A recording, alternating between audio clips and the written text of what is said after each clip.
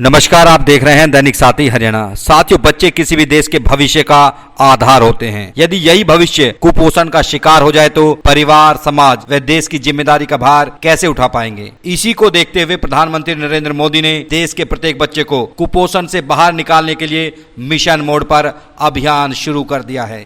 इसकी जिम्मेदारी क्लास 1 अधिकारियों को दी गई है। वहीं दूसरी ओर पीएम मोदी के सपने को साकार करने के लिए रेवाड़ी डीसी आईएएस अभिषेक मीणा भी जुट गए हैं। रेवाड़ी डीसी ने आनंद नगर आंगनवाड़ी को गोद लिया है। वहीं इनके अलावा 35 अधिकारियों ने रेवाड़ी की अलग अलग आंगनवाड़ी भी गोद ली है। ये वही आंगनवाड़ी होंगी जिनमें कुपोषित बच्चों की संख्या सबसे ज्यादा है। इसी कड़ी में रेवाड़ी डीसी आईएएस अभिषेक मीणा आनंद नगर आंगनवाड़ी पहुंचे और यहां पर निरीक्षण करते हुए बच्चों व उनके पेरेंट्स से बात की। वहीं मौजूद अधिकारियों को आदेश दिए कि इसमें कोई कोताही बर्दाश्त नहीं की जाएगी। हमारा मकसद प्रत्येक बच्चे को कुपोषण से बाहर निकालना है। ऐसे में जरूरी है पेरेंट्स या जिम्मेदार पूरी तरह से सजग नजर आएं ताकि बच्चों को कुपोषण से बाहर निकाला जा सके।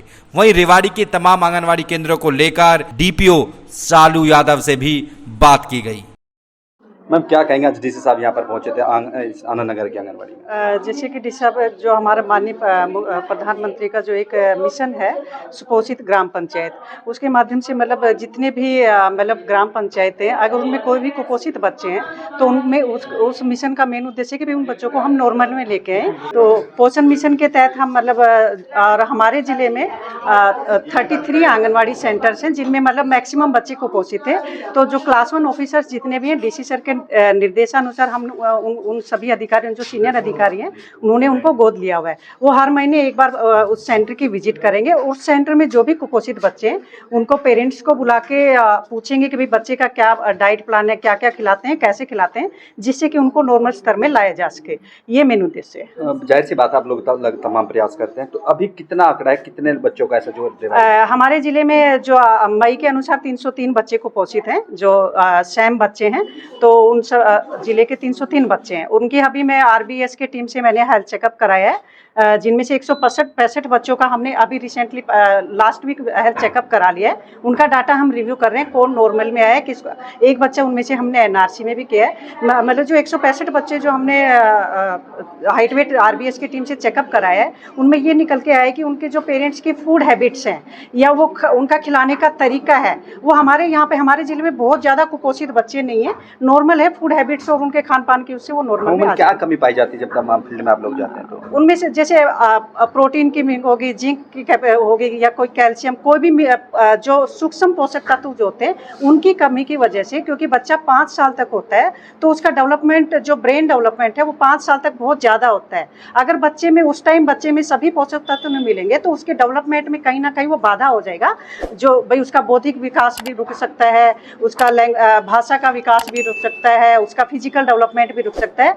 तो यही बच्चे हम अपने आसपास भी देखते हैं कि आजकल बच्चे बड़े स्टंटिंग है, हाइट उनकी कम नहीं बढ़ रही। तो मेन ये है कि स्टंटिंग का बच्चा यही है कि उस बच्चे की हाइट नहीं बढ़ी, उसकी एज के अकॉर्डिंग जो हाइट होनी चाहिए। तो पोषक तत्व जो सूक्ष्म पोषक तत्व है उनकी जिंक हो गया, मैग्नीशियम हो गया, कैल्शियम हो गया, प्रोटीन हो गया, उसकी बच्चे से उनके बच्चों का कहीं ना कहीं विकास में बाधा है और विकास में बाधा है तो आगे जाके देश की उन्नति में भी बाधा है। माओ को क्या कहेंगे तो बच्चों का ध्यान रखें, कहीं ना कहीं पूरा देश का भविष्य डिपेंड करता है। हाँ बिल्कुल, मैं उन माओं से यही अपील करूंगी कि अपने बच्चे को, जैसे जो बच्चे कुपोषित हैं या हमारे नॉर्मल भी बच्चे हैं, तो हम उनको जैसे हम जैसे मैंने जो भी विजिट किए मुझे ये पाया गया है कि वो माओ को पता ही नहीं है कि उसका बच्चा कब खा रहा है, कितना खा रहा है, क्या खा रहा है। तो मेरी माओं से अपील है कि वो उस बच्चे का अपने का ध्यान रखें और अपने बच्चे को क्या खिला रही है। जैसे जो बच्चे कुपोषित निकले हैं उनका ये ध्यान रखें, क्योंकि माँ 2 या 3 बार ही खिलाते हैं, हमारे देहात में हम देखते होते हैं। तो मेरी उन माओं से ये अपील है कि अपने बच्चे को कम से कम थोड़ा थोड़ा करके 5-6 बार तो खिलाए, कि जिससे कि उसका मतलब उसको बार बार भूख लगेगी, उसको हर 2 घंटे में खिलाएगी तो उस बच्चे का जरूर पोषण स्तर।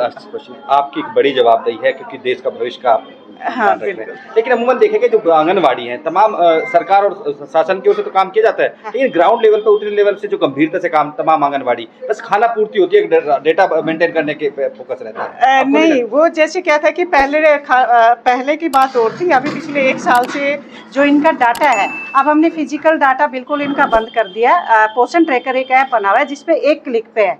मैं या कोई भी XYZ घर, मैं अपने ऑफिस में बैठी बैठी मैं ये भी रिव्यू कर सकती हूँ कि किस सेंटर में कितने बच्चे क्या हैं और उस डाटा में क्या है, और मैं इनसे पूछती हूँ कि भाई तुम्हारा बच्चा कुपोषित क्यों है। तो अभी मतलब पिछले 1 साल से बिल्कुल खाना पूर्ति के लिए आपने देखा भी होगा, हमने आंगनवाड़ी का इंफ्रास्ट्रक्चर भी इम्प्रूव करा दिया है। उनमें जो बेसिक फैसिलिटीज़ है, भाई प्री स्कूल एजुकेशन किट या लाइट वगैरह, अभी मेरे ज़िले में 490 आंगनवाड़ी सेंटरों में मैंने बिजली पानी की बिल्कुल टॉयलेट व्यवस्था करा दी है। तो सरकार का अभी प्रयास है कि भाई बेसिक फैसिलिटीज़ पहले हम प्रोवाइड कर दें टाइमली, और फिर हम धीरे धीरे इनके जो प्री स्कूल एजुकेशन है, इनका जो पोषण स्तर है, इनकी गतिविधियों पे भी हम प्रॉपर मॉनिटरिंग एंड सुपरविजन कर रहे हैं। तो इसमें खाना पूर्ति नहीं है, हम प्रॉपरली वो कर रहे हैं। तो आपको अभी भी पिछले महीने आप 4-5 महीने का पहले की स्थिति देखो और आज की स्थिति देखना, आप बिल्कुल डिफर है। खाना पूर्ति से मतलब इनका मैडम ये था कि पोषण ट्रैकर पर जो आपके पास रजिस्टर्ड बच्चे हैं, उतने बच्चे कभी भी आंगनबाड़ी में, उसके 20% बच्चे भी आंगनबाड़ी में देखने को नहीं मिलते। हाँ, उसका देखिए, आप मान लो मेरे पास 100 बच्चे रजिस्टर्ड है, तो मेरे 100 बच्चे आंगनवाड़ी में उपस्थित नहीं होंगे। वो हाइट वेट के लिए मैंने सभी बच्चे डाल के, आंगनवाड़ी में आने वाले केवल वही बच्चे हैं जो एक तो कोई 3 से 6 साल के आपको 9 से 12 मिलेंगे, जो एवरेज हमारे जिले का 10 या 11 है। 3 से 6 साल के आपको 11:45 बजे तक वो बच्चे होंगे, और 6 मंथ टू 3 ईयर बच्चे हैं। उन बच्चों के पेरेंट्स या मदर्स आके राशन ले जाती हैं, तो वो भी हमारे पास अगर कुछ ऐसा आता है कि वो उन्होंने झूठी अटेंडेंस लगा रखी है, तो उसका भी हम प्रॉपर उनका एक्शन लेते हैं। ऐसा चीज़ नहीं है। परंतु अगर किसी, आप इस सेंटर में 90 बच्चे, आप एक्सपेक्ट करेंगे कि 90 आएंगे, वो 90 बच्चे आपको यहाँ पे आएंगे। सेंटर में रेगुलर आने वाले, जो बच्चा कहीं नहीं जाता, अगर प्राइवेट स्कूल में रेगुलर जा रहा है वो यहाँ नहीं होएगा, जो प्राइमरी स्कूल या गवर्नमेंट स्कूल में रजिस्टर्ड है वो बच्चा यहाँ नहीं आएगा। जो बच्चा कहीं नहीं जा रहा वो आपको यहाँ मिलेगा। इसमें अगर कुछ मिलता है तो मुझे बताइए, हम जरूर एक्शन लेंगे।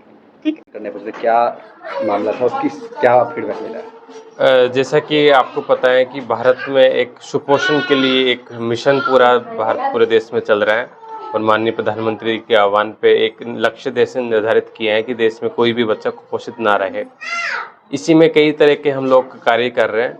उसी में से हमने एक नया जो नवाचार पूरे राज्य में हुआ है, पूरे राज्य में करने की हमने भी कोशिश की, अपने ज़िले में भी उसको इम्प्लीमेंट करने की कोशिश की है। वो ये है कि कोई एक सीनियर अधिकारी कोई ना कोई एक आंगनवाड़ी को गोद ले जी, और लगभग हमारी 30 से 35 अफसरों ने अपने एक 2 आंगनवाड़ी सभी ने गोद ले रखी हैं, और उनमें जो बच्चे कुपोषित हैं वो उस कुपोषित बच्चों के पास जाते हैं आंगनवाड़ी में, उनकी ट्रैकिंग करते हैं। हर महीने एक विजिट हमने मैंडेटरी कर दी है।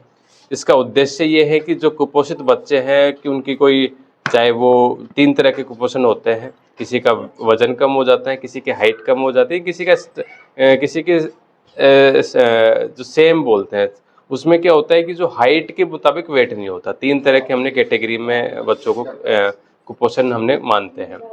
तीनों ही कुपोषित बच्चे, तीनों तरह की कैटेगरी के कुपोषित बच्चों का एक ट्रैकिंग हम करके आते हैं। एक ग्रुप ए अधिकारी जो शायद सीनियर एक्शन हो सकते हैं, HCS अधिकारी हो सकता है, DC, ADC, CTM, और बाकी जो हमारे ग्रुप एक एक्शंस है वो भी इसको हमने इस आह्वान में जोड़ा है, DRO, DDPO सभी को।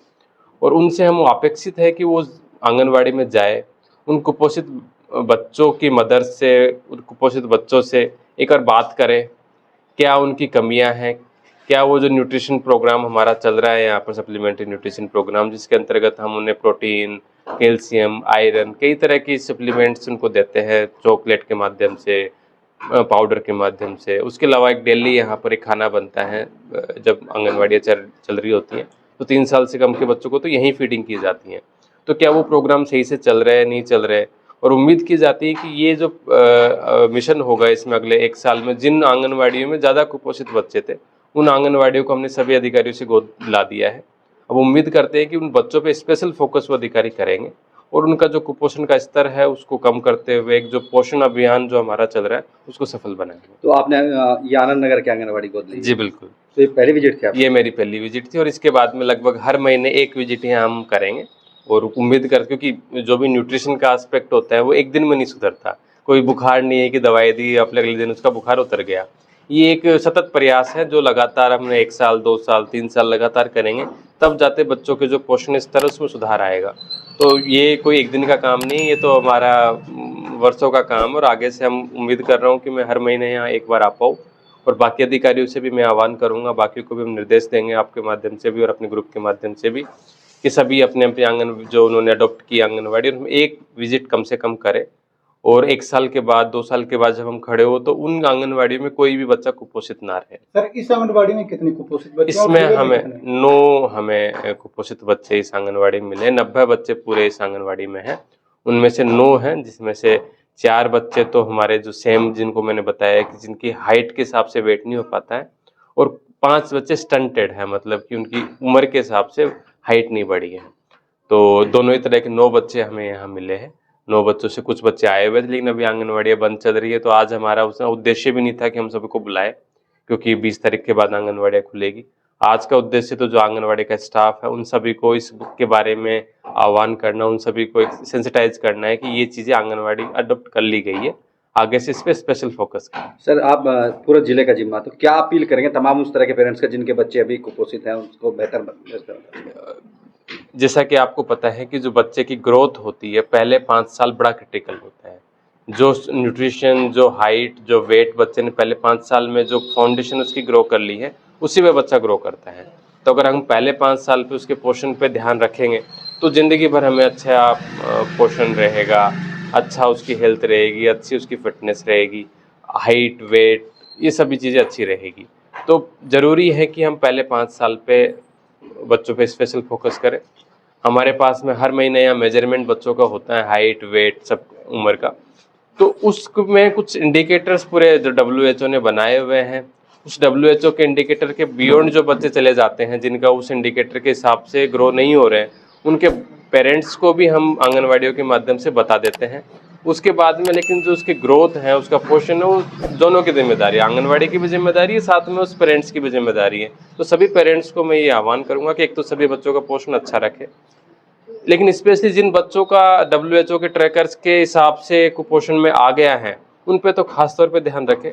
जो सप्लीमेंट्री न्यूट्रिशन यहाँ से हम प्रोवाइड कर रहे हैं, चाहे वो मिल्क पाउडर हो गया, चाहे वो प्रोटीन पाउडर हो गया, मिल्क प्रोटीन बार्स हो गई, और इंस्टेंट रेडी मिक्स जो खीर मिक्सर हो गया, ये सब का आइडिया ये है कि इसमें जो हमने फोर्टिफाइड किया हुआ है, इसमें कई तरह के जो पोषक तत्व है वो डाले हुए हैं, उनको रेगुलरली दें। ये नहीं कि उसको एक दिन में दे दिया, एक दिन नहीं दिया, या फिर जितना बताया गया, अगर 20 ग्राम बताया गया तो 20 ग्राम दे, वो एक WHO के मुताबिक ही हम उनको बताया गया।